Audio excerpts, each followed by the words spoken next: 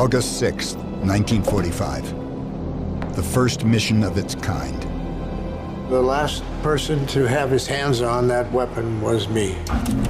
A devastating new weapon is unleashed on the city of Hiroshima. Within weeks, the U.S. government mobilizes teams of scientists and soldiers to assess the damage. Directly from the pages of their report, The Science of the First Atomic Bomb, as told by the men who analyzed the effects of the explosion and the survivors who experienced them firsthand. All of a sudden, bam! Flash in the sky. Now, what happened in the 24 hours after the world's first atomic attack?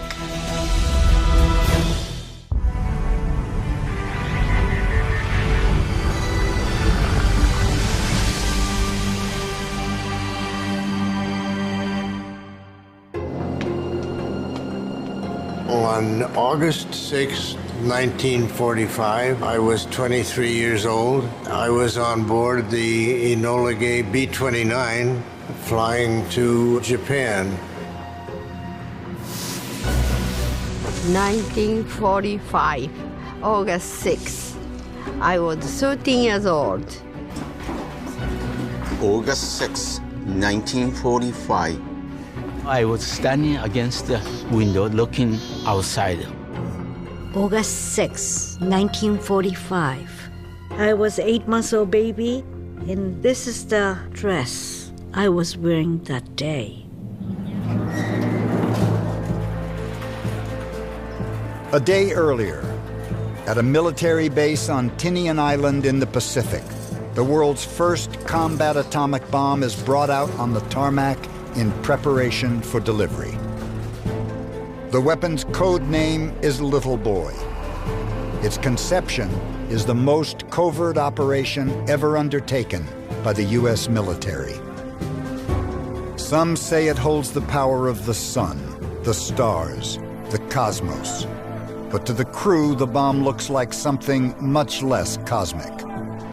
Little Boy was 10 feet long, weighing more than the biggest pickup truck you can buy. Morris Jepson is one of 12 Enola Gay crew members whose mission is to drop Little Boy on a yet-to-be-identified Japanese city. At 2:45 a.m., almost 12 hours after loading the 4.5-ton cargo, the mission officially begins.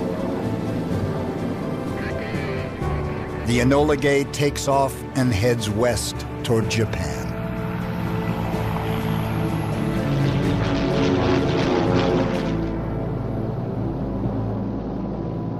First time I saw Little Boy was when I climbed into the bomb bay. Within this cylinder of armored steel is 140 pounds of highly enriched uranium. Its uranium is divided into a projectile and a target. The bomb works like a big gun. Bags of gunpowder ignite, creating the pressure to send the projectile flying forward, smashing it into the target. Within seconds, critical mass creates a nuclear chain reaction, releasing a colossal amount of destructive energy. But because B-29s are known to crash on takeoff, the gunpowder is not yet inside the bomb. Now that they're safely off the ground, Jepson and Captain Deke Parsons can put the explosives into place. It takes Parsons only 15 minutes to place the 4 bags of cordite gunpowder inside the bomb's tail. But Little Boy's detonation system is not yet fully armed. How to do it, Lieutenant? That's Morris Jepson's job. These are the actual plugs he used that day to arm the Little Boy bomb. The weapon has 3 green plugs that work like a safety lock on a gun, preventing it from activating. Jepsen must remove the green plugs and swap them out. The red plugs complete the weapon's electrical circuitry so that sparks can ignite the gunpowder. I had to handle, touch, lean on the little boy bomb, so the last person to have his hands on that weapon was me. With the last red plug in place, the bomb is now alive. There are less than 2 hours before they reach Japan, yet no one's completely sure that little boy will actually work. The Hiroshima bomb was an experimental weapon, and it was the first test. 3 Japanese cities had been chosen as potential targets for the attack. The primary is the port city of Hiroshima, located on the delta of the Ota River. A city of considerable military importance, it houses a communication center and an assembly area for troops. But it's far from just a military target. 80% of the people here are civilians. Since the previous March of 1945, almost every major city in Japan has been firebombed. Yet Hiroshima remains untouched. The people of the city worried about that. Were they being chosen for something especially terrible? But as the Enola Gay reaches Japan, Hiroshima's fate is still not final. It all depends on the weather. One of the requirements for the target is that it has to be visible from the air. Weather planes fly ahead to check the conditions over the 3 selected cities. As it happens, it is a clear morning at Hiroshima. The city's fate is now sealed. 13-year-old Shigeko Sosamore can feel the sun burning down on her on this hot, cloudless morning. She runs to join schoolmates in their assignment to clear the streets for fire breaks in case of attack. I look up the sky. I saw the beautiful silver airplane and the white long tail and the blue sky. It looks beautiful. And at the same time, I saw something drop. Shigeko is less than a mile from the Enola Gay's target, the distinctive T-shaped Aioi Bridge. Running across the river in the center of downtown, it can be spotted easily, even at 32,000 feet. 90 seconds before release, the bombardier sets his sights on the target about 2 miles below and makes careful, last-minute maneuvers. Will they hit the target? And will it explode at the preset altitude of 1,900 feet over the city? There are hydraulic actuated doors, big long doors, 12, 15 feet long. They don't just slowly open, they fly open like that.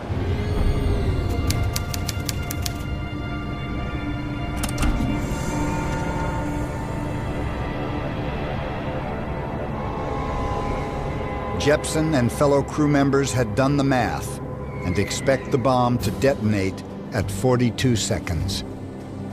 That 43 seconds, I was nervous. I was monitoring the test box, thinking and counting in my head. The crew of the Enola Gay are not the only ones counting down at 8:15 on August 6th. 8-year-old Takashi Tanemori left home at 8 a.m. to get to his school. He's looking forward to playing with his friends. I was excited this particular morning for the hide and seek because I was chosen as it. So I was standing against the window looking outside. While Takashi counts, thousands of others are outside, en route to work and school. As the lone Enola Gay flies overhead, there's little alarm. It looks nothing like the bombing squadron most people fear. People assumed it was a weather plane. And instead of doing what the scientists had assumed would happen, which is that they would run into bomb shelters and be safe from the effects of the blast, people came outdoors to look.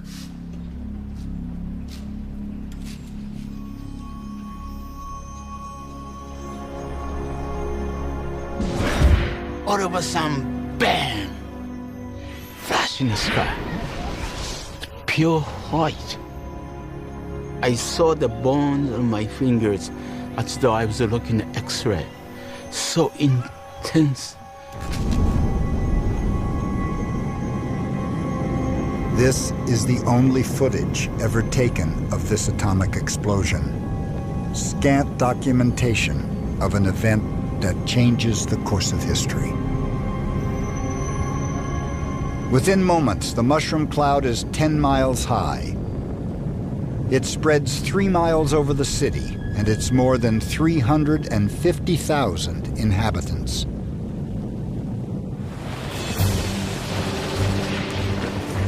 On the day of the attack, the United States has been in the war for 4 years and has lost over 100,000 men on the Pacific Front alone.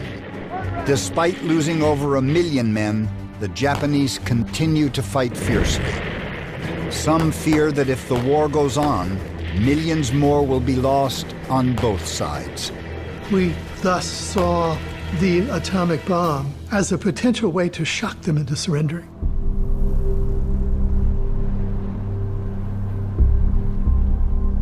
This radically new bomb reduces the living, breathing downtown of Hiroshima to a wasteland. 70,000 human beings are dead instantly. Another 70,000 injured. It's the highest death toll ever caused by a single weapon. Yet Japan continues to fight. 3 days later, on August 9th, the United States drops a second atomic bomb. This time on the city of Nagasaki. Another 40,000 die. Japan formally surrenders 3 weeks later. The world's bloodiest war is finally over. The Americans, when they think about Hiroshima, for them the narrative stops as the mushroom cloud erupts and the Enola Gay comes back home. And for the Japanese, that's exactly the moment at which the narrative begins. Just weeks after Japan's surrender, President Truman orders a report on the physical and medical damage inflicted by this new weapon. Hundreds of scientists, engineers, and military personnel are recruited for the job. Alongside occupation forces, special investigative teams arrive in Hiroshima. Working with Japanese scientists, they'll spend 10 weeks amidst the ruins, gathering intelligence. To comprehend the bomb's devastating power, the analysts break down the 3 major effects of the atomic explosion. Upon detonation, an explosion of energy is released into a small volume of air.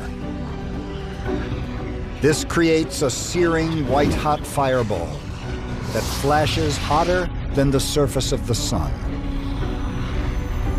Gamma rays and neutrons from the breakup of uranium shoot outward as deadly, invisible radiation. As the fireball stops expanding, a wall of pressure, or blast wave, races out at more than 700 miles per hour.